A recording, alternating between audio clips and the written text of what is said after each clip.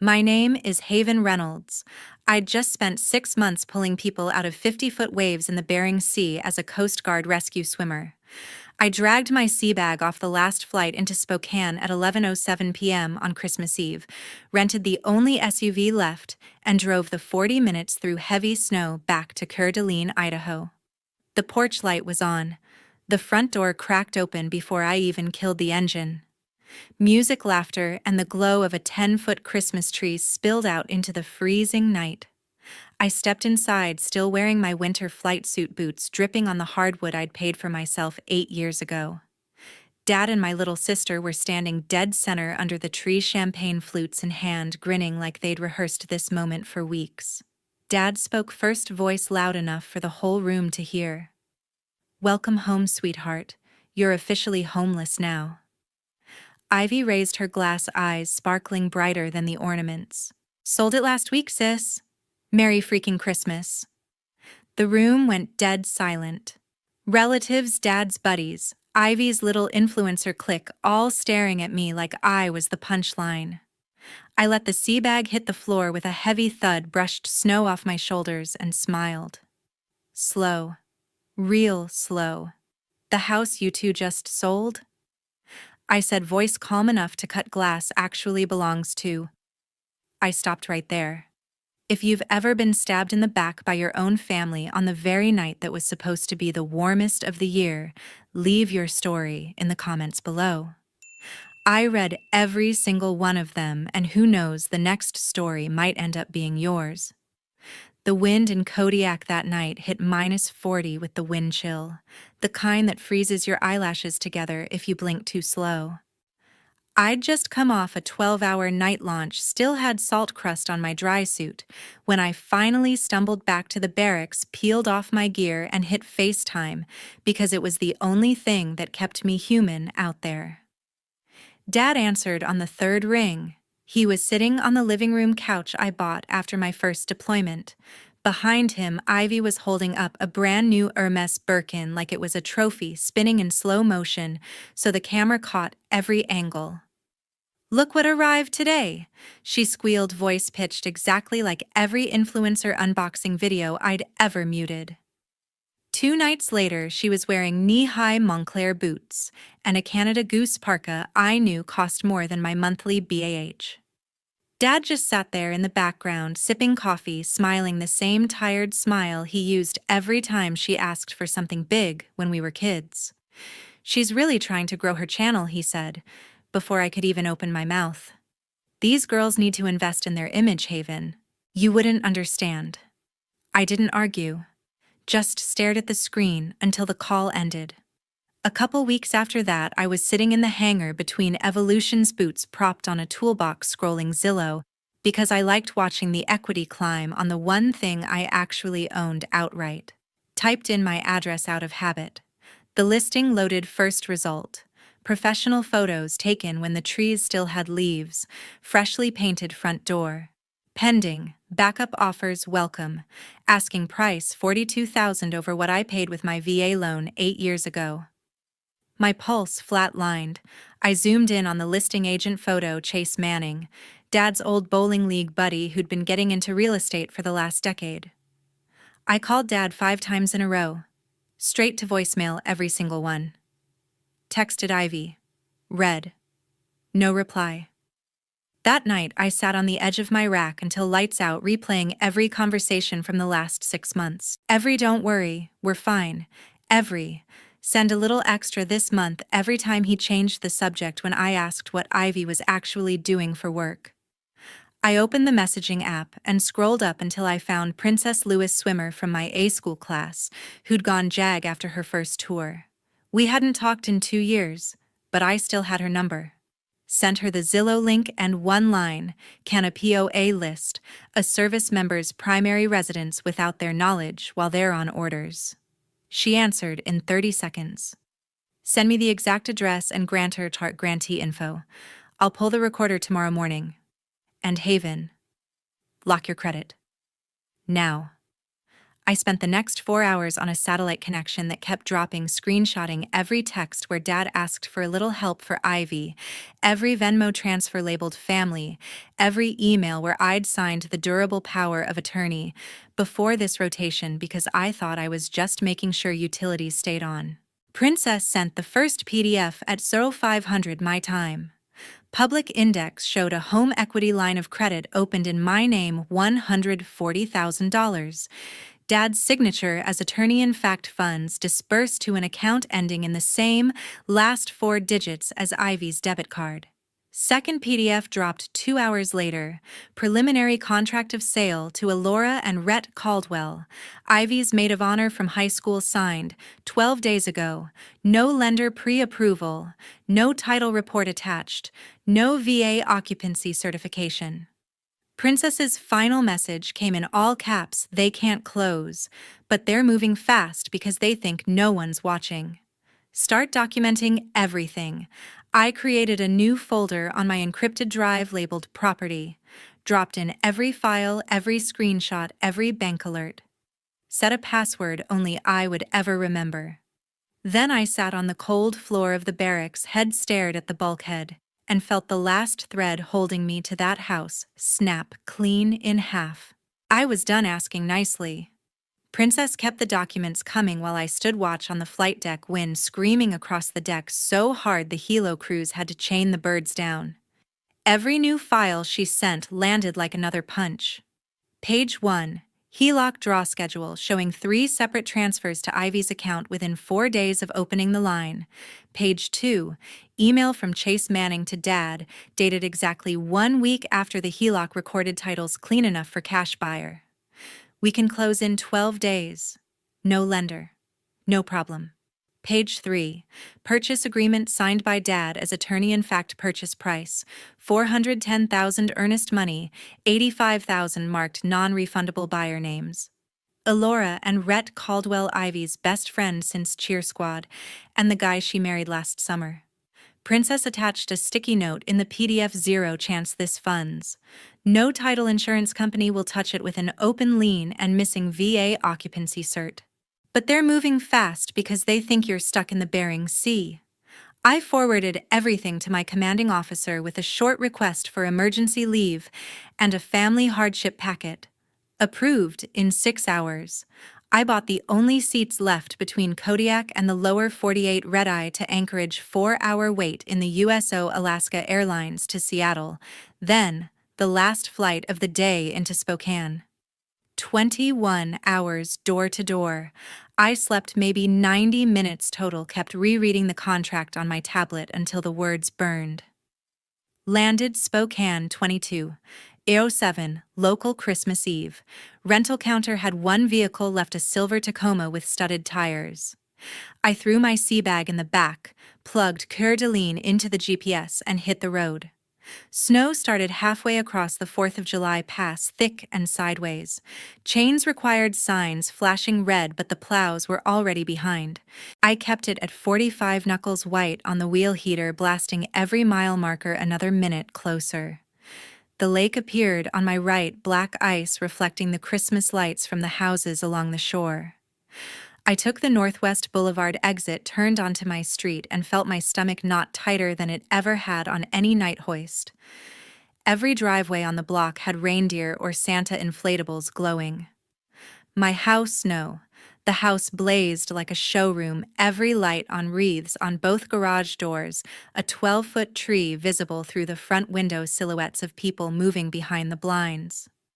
I cut the engine 2 houses down, sat in the sudden silence, and watched steam curl off the hood into the freezing air. The dashboard clock read 23:11.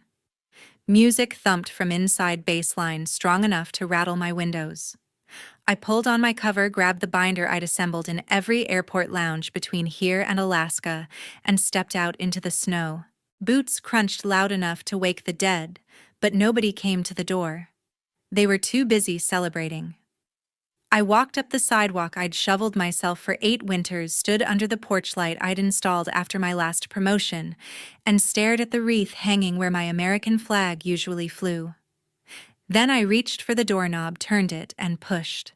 I shoved the door open with my shoulder and stepped straight into the middle of their celebration.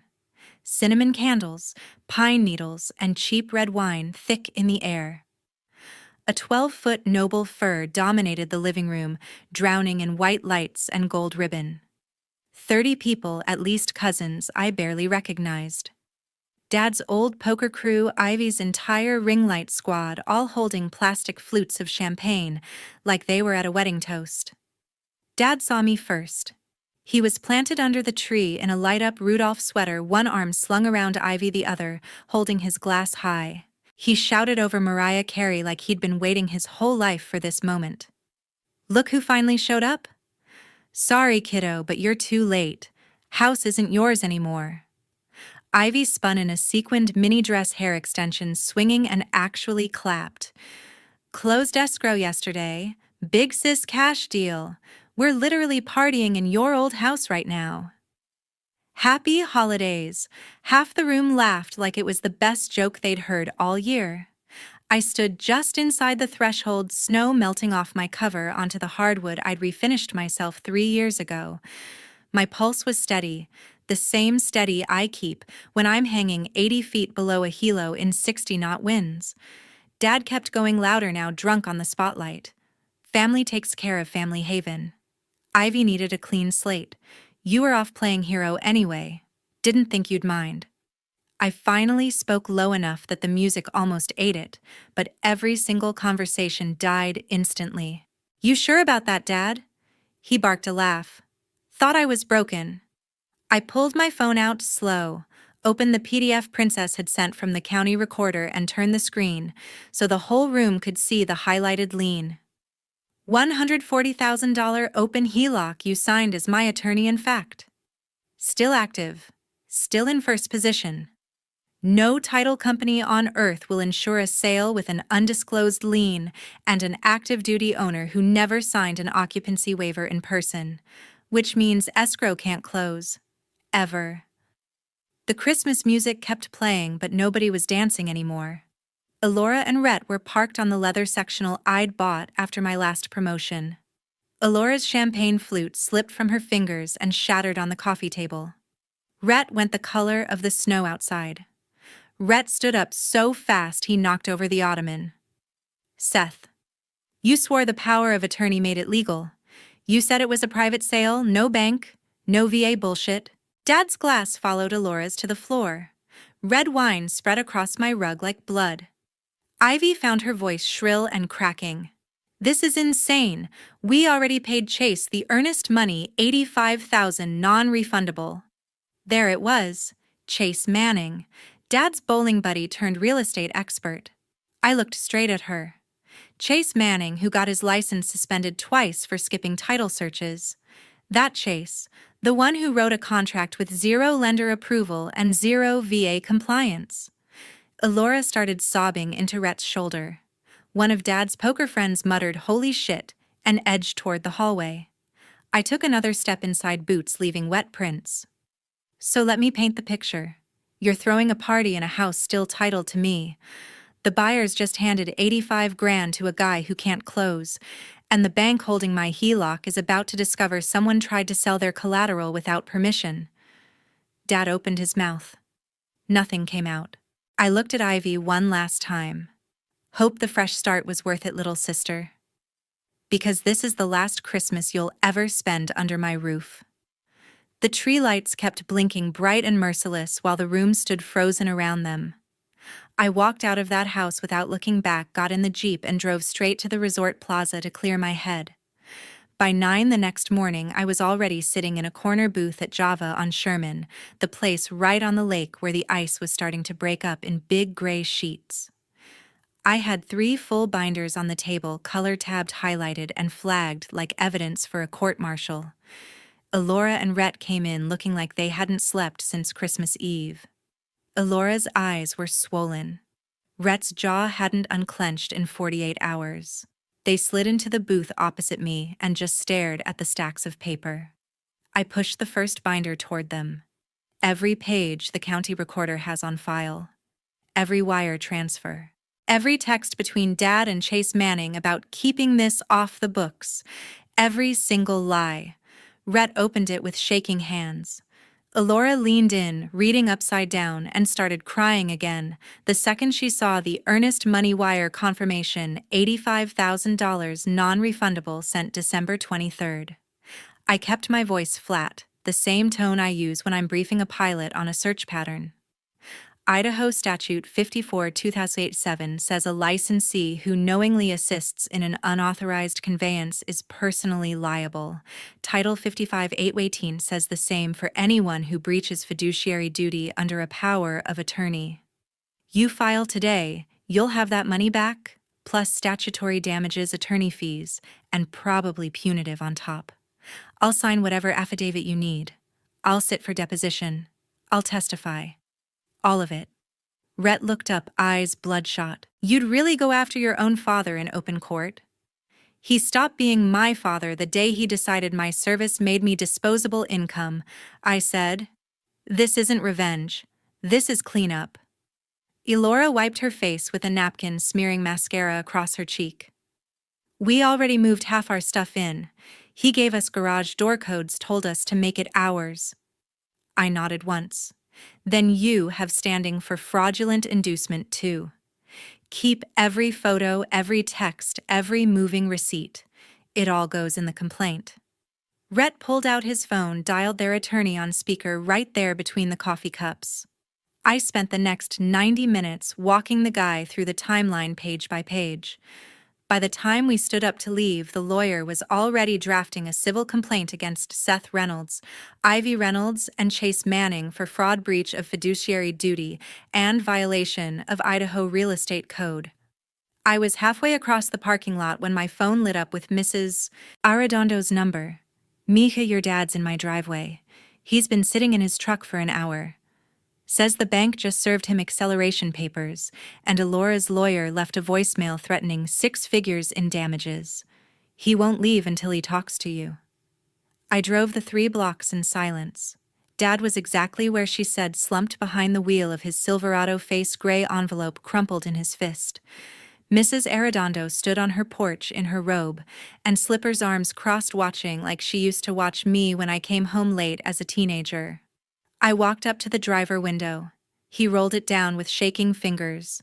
The envelope was soaked from melted snow. They're taking everything, he whispered. The rental on 3rd. The tools. Even the damn mower. I have to be out in 30 days. I didn't move. He tried to open the door, couldn't get the strength. I didn't know it would come to this. I thought we were helping Ivy. I thought you'd understand. I crouched so we were eye to eye. You thought wrong. Tears started rolling down his cheeks, freezing before they hit the collar of his flannel shirt. Please, Haven, tell them to back off. I'll sign whatever you want. I'll deed the rental to you. Anything. I stood up slowly. You don't have anything left I want. Not the rental. Not an apology. Nothing. He reached out like he was going to grab my sleeve again. I stepped back. Don't call me. Don't drive by. Don't send Mrs. Arredondo or anyone else with messages. You made your choice on Christmas Eve. Live with it. I turned, walked back to the Jeep, and pulled away, while he stayed slumped in the driveway, snow starting to pile on the windshield he no longer had the strength to clear. I handed the new owners the garage door opener on the porch and drove straight to the county courthouse to record the reconveyance. The clerk stamped the deed at 2:17 p.m. By 2:45, the bank had already attached a lease pendants to Dad's only remaining rental property on 3rd Street. 48 hours later, his attorney filed the Chapter 7 petition in the federal courthouse on Sherman Avenue. The trustees seized the rental, the 2014 Silverado, every power tool in the garage, and the John Deere riding mower he loved more than most people. The 341 meeting lasted 12 minutes. Dad left with a plastic grocery bag of clothes and a discharge order that wiped out every dime except his Social Security, and a beat-up Tacoma the trustee decided wasn't worth hauling away. Chase Manning's disciplinary hearing was scheduled in Boise the following month. I took 2 days of leave, drove the 5 hours south on I-84, and sat in the back row of the hearing room. The commission attorney laid out the evidence: no title search, no lender approval, no disclosure of the open HELOC, no VA compliance affidavit. Chase tried the "I was just the facilitator" defense. It lasted 4 minutes. The panel revoked his license on the spot, effective immediately. No appeal, bond accepted. He walked out the side door while local news cameras rolled. I didn't smile, just turned around and drove home. Ivy's downfall came in pieces. First, the big credit card companies filed in district court: American Express for $42 grand, Discover for $58, Capital One for $61. Then the private student loan servicer tacked on another $23. Every judgment included 23% post-judgment interest and attorney fees. Her part-time brand deals dried up the minute the first wage garnishment hit. Someone screenshot the public docket and posted it on a local influencer snark page. Within a week, her follower count dropped by half. She listed the ring light, the backdrop stand, even the fake plants on Facebook Marketplace for pennies on the dollar. I got the keys back officially on a gray Thursday in March. The house sat empty. Heat turned off, pipes winterized. I unlocked the front door, stepped inside, and let the silence settle. The Christmas tree was still in the corner, brown needles everywhere, ornaments shattered where someone had yanked it down in anger. I walked past it without stopping. Upstairs, Mom's curio cabinet was the only thing untouched. I opened the glass door, took the small cedar box with her wedding ring, the framed photo of the three of us at my chief pinning ceremony, and the auxiliary pin she wore every Coast Guard birthday. I slipped them into a padded pouch, closed the cabinet, and left every other possession exactly where it was. Friday morning, I met Sarah, a licensed agent Mrs. Arredondo recommended at the title company. We signed a 6-month exclusive listing at 3% commission, priced $5,000 under the last comp to guarantee multiple offers. They came in before the lockbox was even installed, 7 above, asking for all cash. I picked the cleanest one: 30-day close, no inspection, no appraisal contingency. Closing day was crisp and sunny. The buyers, a young Navy couple transferring in from San Diego, did their final walkthrough while I stood on the driveway with 3 bankers' boxes at my feet, uniforms, Mom's things, and 1 shadow box with my air medal. The husband asked if I wanted to keep the flagpole in the front yard. I told him it was his now. He thanked me for my service. I nodded, handed over every key on a new ring, and signed the seller's closing statement. The moving truck never came. I hired an estate sale company to liquidate everything left inside sofa I bought after my first deployment dining table. I refinished myself every coffee mug, every throw pillow.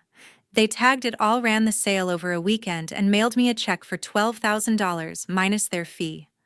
I endorsed it over to the Coast Guard Foundation the same day. I loaded the 3 boxes into the back seat of the new Tacoma, shut the tailgate, and pulled away from the curb.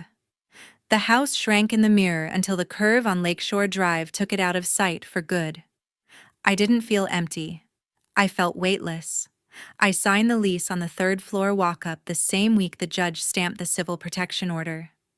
1 bedroom, exposed brick windows facing east across the lake, so the sunrise hit first thing every morning. No garage, no yard, no memories baked into the drywall. Just me and the water. The order came down after Dad parked outside the complex twice in 7 days, and Ivy created 3 new numbers to blow up my phone with voice memos that started with "You owe us." 500-foot radius, 24-month term, criminal contempt on violation. I slid the certified copy into a black frame and hung it over the desk like a certificate I'd actually earned. Princess had a 3-day maritime counterterrorism symposium at the Coeur d'Alene resort that June, so she dropped her sea bag on my living room floor and claimed the couch between briefings.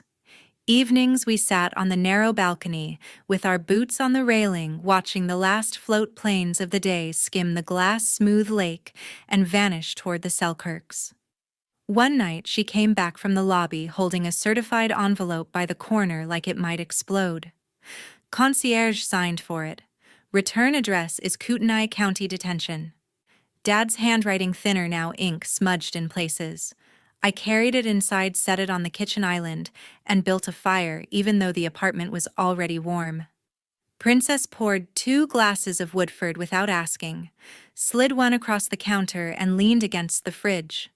I slit the envelope with the same dive knife I used to cut hoist cables. 5 pages of jail stationery, blue lines, pencil so hard it tore the paper in spots. First page. I know you don't want anything from me ever again, and I don't blame you. I'm facing 18 months on the fraud plea. They took the house, the tools, even Mom's china cabinet. I just need you to know I never thought it would end like this. I was trying to keep the family together after she was gone. I read exactly 10 lines, folded the pages once, walked to the fireplace, and dropped them in. The edges caught, instantly curled black, turned to fragile ash that floated up the chimney and disappeared into the night. Princess clinked her glass against mine. We drank in silence while the fire settled.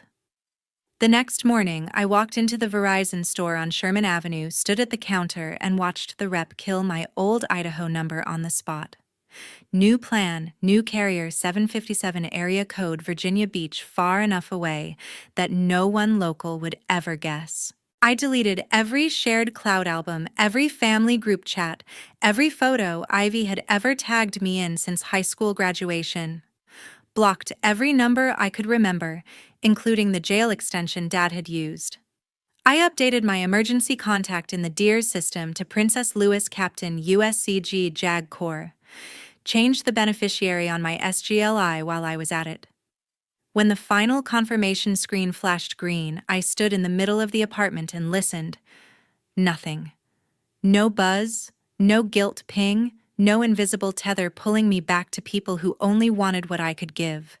Just the soft slap of lake water against the pilings 3 stories below, and the quiet hum of a life that finally answered to no one but me. For the first time since I was 17 and watched Mom's flag-draped casket disappear into the ground, nobody was waiting for me to come home and fix what they broke.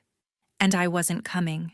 I dragged the 4-foot Fraser fir up 3 flights of stairs myself, needles shedding the whole way.